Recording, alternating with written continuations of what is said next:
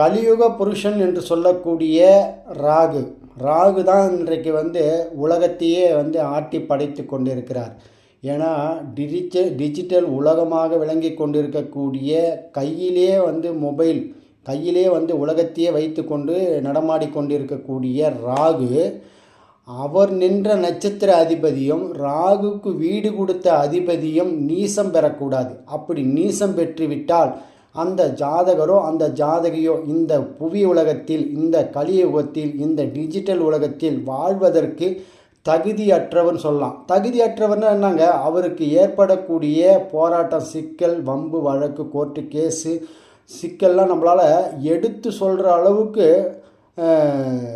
இருக்குன்றத இவ்வளவு தெளிவாக சொல்லலாம். அப்போ ராகு நின்ற வீட்டு அதிபதி, ராகு நின்ற சாரநாதன் நீசம் பெற்றால் அந்த ஜாதகருக்கு மிக கடுமையான தோஷத்தையும் கடுமையான உயிர்கண்டத்தையுமே கொடுக்குன்றத தெளிவாக எடுத்து சொல்ல நாடி ஜோதிடம்.